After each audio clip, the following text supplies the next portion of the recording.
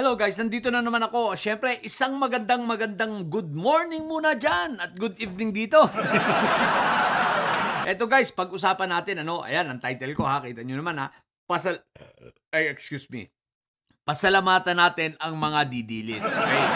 Ang tanong, bakit kailangan nating pasalamatan ang mga didilis? Alam nyo, hindi ako, siyempre alam nyo naman ako, di ba?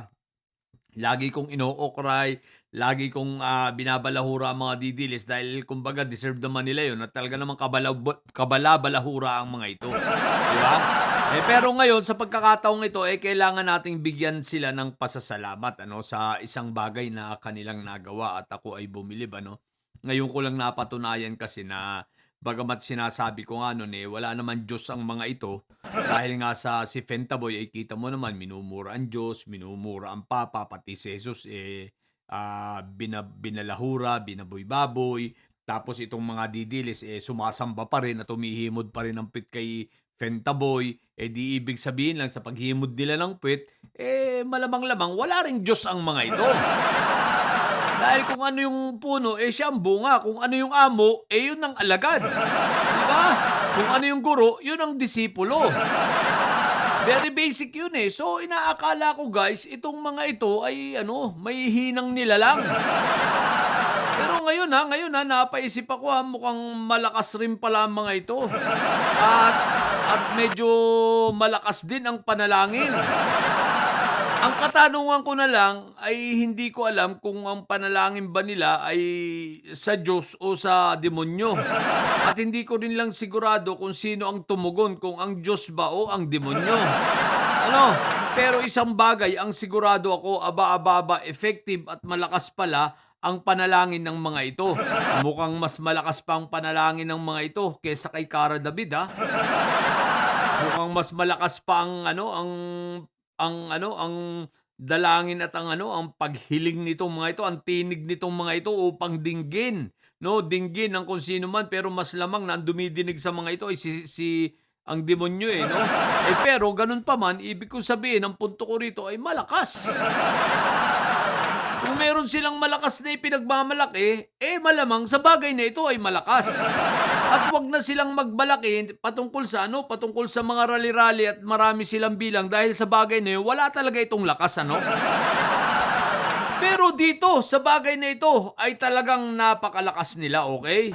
So, guys, ito, oras na para malaman ninyo kung ano ba ang tinutukoy ko, okay? Ito guys, yan ang tinutukoy ko.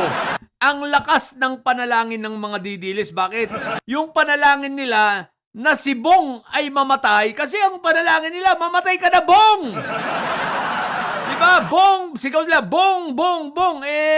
Mamatay na nagkamali ng pandinig ang demonyo, ang narinig lang ay Bong. Ayun, ibang Bong ang namatay.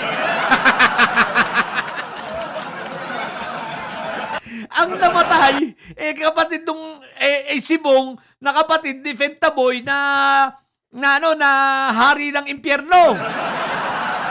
At yung pamangkin nitong si Bong ay reyna ng impyerno. Saka sisigaw nila lang, Bong, mamatay ka na! Bong, Bong, mamatay ka na! Bong, Bong, mamatay ka na! Ayun! Namatay nga si Bong! Kaya lang, ibang Bong!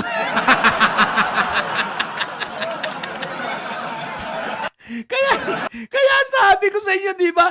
Ang lakas dumalangin ng mga ito Bilib ako Isipin mo na dinig agad yung kanilang dalangin. Parang ilang buwan pa lang malakas pa itong lalaking ito Malakas pa itong Bong na ito. Aba. Ngayon, bigla na lang namatay at ang kadahilanan ng kamatayan nito, malamang-lamang ay dahil sa panalangin ng mga didilis na ang sabi nila, mamatay ka na, Bong. Ayun, pinakinggan ni Taneng, patay si Bong. Sasabihin na naman ninyo sa akin, bakit ka nagtatawa? May namatay na nga, wala akong pakialam. Ito ako. Wala akong amor sa mga Duterte. Kahit mga ubos ang mga yan. Di ba? Bakit si Inday Sayad ba may amor sa patay? Isipin mo, nakalibing na nga. Ako, pag nilibing yan, hindi ko sasabihan yung Bong na yan na hukayin, At least doon, nire-respeto natin, Pero yung pagkamatay dahil sa sa dinidig ni Satanas yung panalangin ng mga didilis, aba, aba, aba, ang sisihin ninyo ay ang mga didilis. Kasisigaw nila ng kasisigaw ng bong mamatay ka na, ayan, dininig. Ibang bong ang namatay. Kinarma.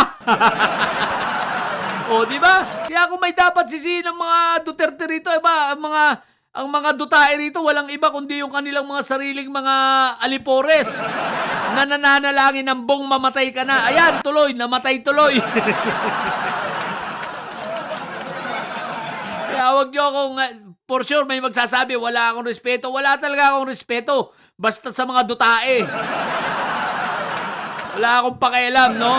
Pero pag nailibing na, wala naman, hindi naman ako para magsabi pa na, ay, hukayin yan. Hindi kagaya ni Sayad ninyo. Isipin mo, pati patay na ipapahukay daw niya ang abot, itatapon sa dagat.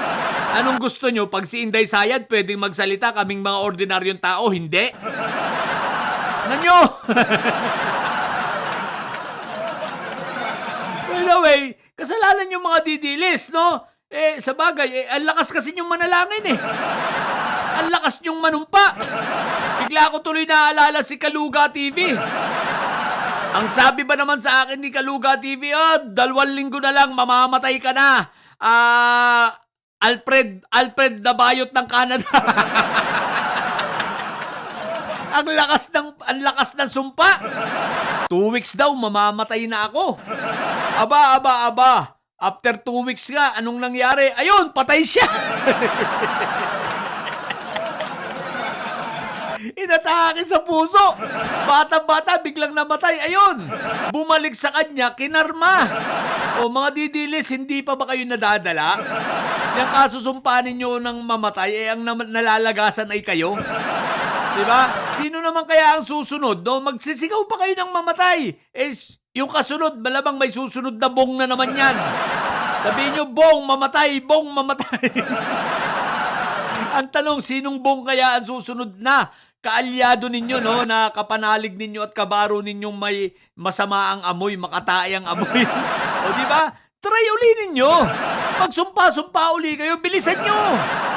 At bigla ko talaga naalala Kaluga TV. No?